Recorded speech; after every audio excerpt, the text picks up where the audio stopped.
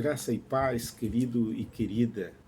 Eu queria trazer uma breve reflexão da palavra de Deus no projeto Fala Pastor, que a gente começou algumas semanas atrás. Desta feita, o texto que gostaríamos de meditar brevemente é um texto muito conhecido. Está no livro do profeta Abacuque, capítulo 3, verso de 17 ao 19, que diz: ainda que a figueira não floresça, nem haja fruto na vide, o produto da oliveira minta, e os campos não produzam mantimento, as ovelhas sejam arrebatadas do aprisco, e nos currais não haja gado. Todavia eu me alegro no Senhor, exulto no Deus da minha salvação.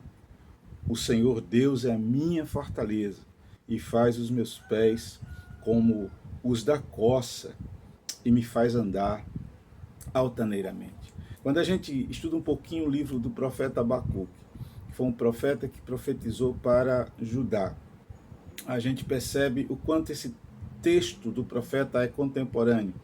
É muito interessante a gente ter essa perspectiva, essa visão, e de como ele enfrentou situações que se parecem muito com situações que nós enfrentamos na nossa jornada espiritual. Eu anotei pelo menos 3 problemas que o profeta enfrentou e que nós muitas vezes, queridos e queridas, nós enfrentamos. Primeira coisa que ele enfrentou foi o prevalecimento do mal em relação ao bem. O profeta tem esse problema.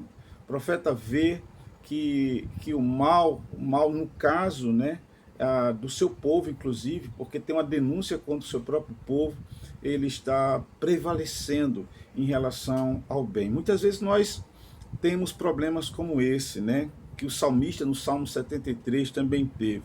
A segunda coisa é que o profeta também tem um problema de não ter suas orações prontamente respondidas pelo Senhor. A gente percebe isso no profeta, esse desabafo do profeta, que ele não tem as suas orações prontamente respondidas. Nós muitas vezes também passamos por isso, né? Oramos intensamente, buscamos a Deus intensamente e não temos as respostas rápidas como nós gostaríamos. E finalmente, o profeta também tinha dificuldade, ou teve dificuldade de relacionar a soberania de Deus com a sua justiça e com a sua bondade. Porque é interessante, Deus, na visão do profeta, demora em responder, e quando vai responder, Deus responde com juízo, porque Deus levanta uma nação ímpia para ser vara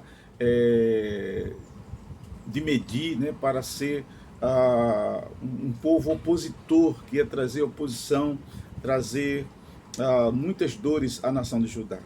Mas é interessante, porque esse texto profético, que são apenas 3 capítulos, ele começa com esses questionamentos do profeta em relação a Deus, ele coloca, mas no segundo capítulo a resposta de Deus. E acima de tudo, Deus responde àquele profeta que o justo viverá pela fé, né? Então isso é muito interessante. E o capítulo 3, agora o profeta com a resposta, ele é um capítulo que termina o livro de forma poética. E é muito bom quando nós entendemos o projeto, plano de Deus e nos submetemos a ele. E aí, amados, eu tiro 3 lições a respeito desse texto que nós lemos agora, né? Primeira coisa que, para mim, o texto que nós lemos agora, em relação a tudo que nós percebemos no livro, é uma declaração de esperança, porque essa declaração de esperança transmite plena confiança em Deus.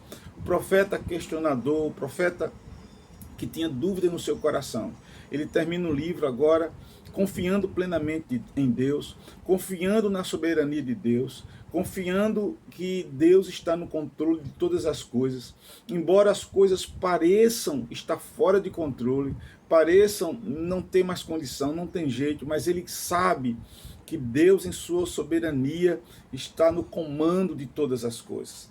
Deus controla as coisas, Deus sabe todas as coisas, Ele é o Senhor da história, né?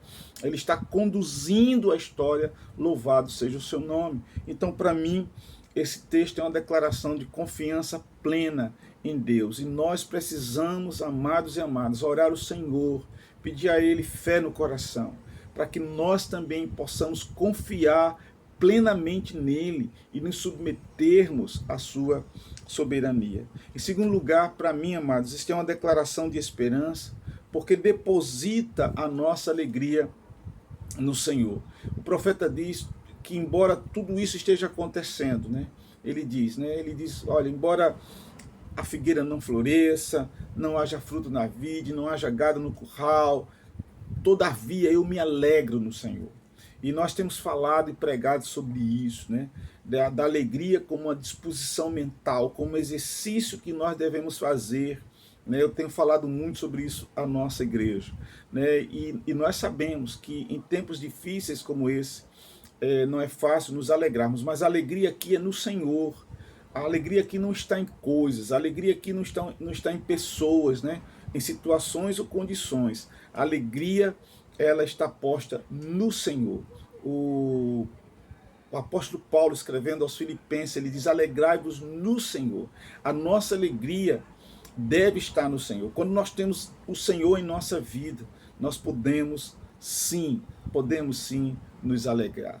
Meus irmãos e minhas irmãs, finalmente, em último lugar, para mim, esta é uma declaração de esperança, porque deposita em Deus o nosso fortalecimento. Veja que no final ele diz: o Senhor Deus é a minha fortaleza e faz os meus pés como os da corça e me faz andar altaneiramente. O Senhor é a minha fortaleza. Louvado seja o nome do Senhor. Nós temos também falado muito sobre isso, que nós temos que entender que é o nosso Deus que nos fortalece. As pessoas são importantes para nós, irmãos, pastores, líderes, amigos, todos são importantes para nós, né? Mas nós devemos entender que o nosso fortalecimento está no Senhor. Ele é aquele que nos anima, Ele é aquele que nos faz caminhar, Ele é aquele realmente que nos fortalece.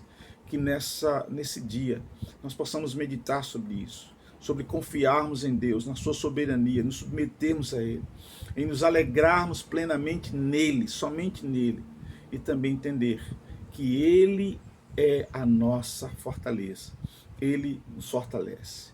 Que Deus, pois, possa abençoar a sua vida e abençoar ricamente a sua família. Um cheiro muito grande no seu coração. Deus abençoe, querido, Deus abençoe, querida.